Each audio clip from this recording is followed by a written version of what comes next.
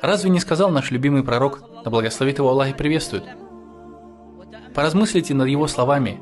Он, салляллаху алейхи вассалям, сказал: «Дунья – это тюрьма для верующего». Может ли кто-то быть спокоен в своей тюрьме? Постоянные переживания, которые не прекращаются. Это дунья для меня, для тебя, брат, и для тебя, сестра, это тюрьма.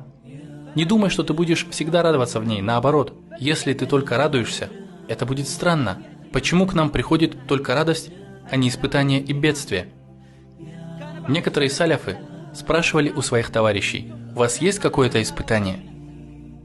Если те отвечали «нет», они говорили им: «Тогда проверьте себя. Почему вас не испытывают?» Ведь эта обитель и ее природа изначально была смешана с постоянными испытаниями. Разве не сказал поэт? بين ترى الإنسان فيها مخبرا ألفيته خبرا من الأخبار طبعت على كدر وأنت تريدها صفوا من الأقدار والأكدار ومكلف الأيام ضد طباعها متطلب في الماء جذوة نار. Это невозможно. Постоянная стабильность невозможна и постоянное счастье. Я имею в виду радость, а не ощущение счастья в сердце. Постоянная радость и счастье в теле, супруге, богатстве невозможно, чтобы оно продолжалось вечно. Наоборот, нам нужно ждать беды. Когда же к нам приходят испытания, мы должны радоваться этому испытанию Аллаха Азза ва Джаль. Пророк, салляллаху алейхи вассалям, сказал: «Не желайте встречи с врагом, но если вы встретили его, проявляйте стойкость. Не желайте себе испытаний, но если они уже пришли к тебе, прояви стойкость, радуйся им. Выбор Аллаха пал на тебя, и Аллах выбрал для тебя лишь благо. Тебя испытывают в твоей жене, тебя испытывают в твоих детях, тебя испытывают в тебе самом. Твои испытания касаются твоего имущества, любимых тебе людей. Тебя испытывают даже в твоем здоровье. Сначала ты был здоров, потом пришла болезнь, после силы началась слабость, после юности седина и старость. С женой сначала была любовь, а теперь она питает к тебе отвращение. Это испытание. Ребенок сначала подчинялся тебе, но теперь же он вдруг тебя ослушивается. Это испытание и беда. У тебя в руках было богатство, а сейчас ты оказался в долгах. Это испытание.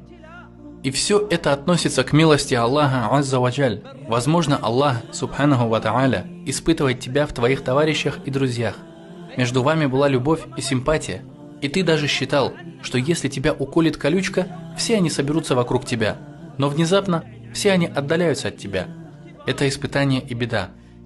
Поэтому говорят: и задумайтесь об этих словах, в которых хранится особый смысл и тайны, указывающий на то, что это дунья – испытание и экзамен, даже если это касается твоего друга или коллеги, ради которого ты жертвовал всю жизнь.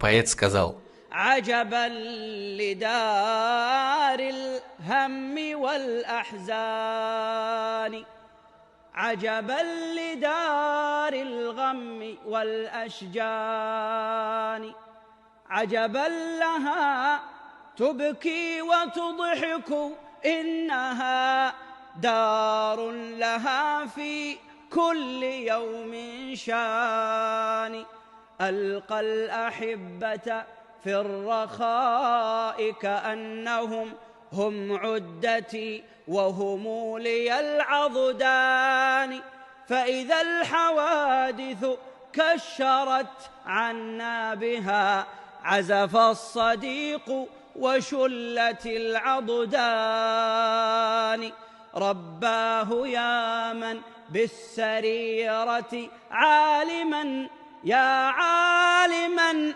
لي خلوتي ومكاني أشكو إليك من الحوادث كلها أشكو إليك مذلتي وهواني لا تجعلن إلى ابن آدم حاجتي لا تجعلن يد الأنام عناني.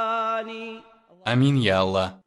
И тот, кто прошел сквозь испытания, отличается от того, кто его даже не пробовал. И тот, кто жил так, отличается от того, кто не жил в этих испытаниях. Как же они горьки для сердца, но как сладки они для верующих людей. Так возрадуйтесь, ведь Аллах, субханаху ва та'аля, сказал: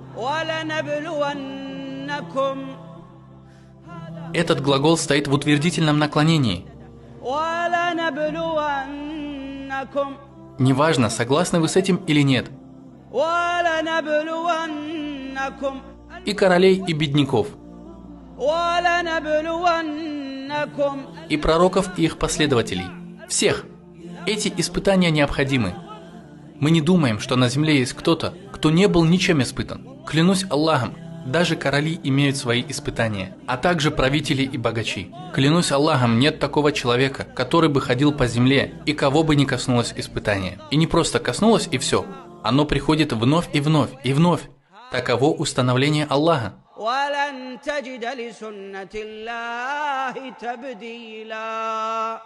Аллах, субханаху ва та'аля, пообещал, и его обещание истина и реальность.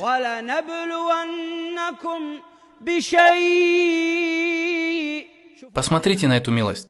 Даже если тебя постигло что-то, что ты считаешь крайне большим, Аллах говорит, чем-то незначительным.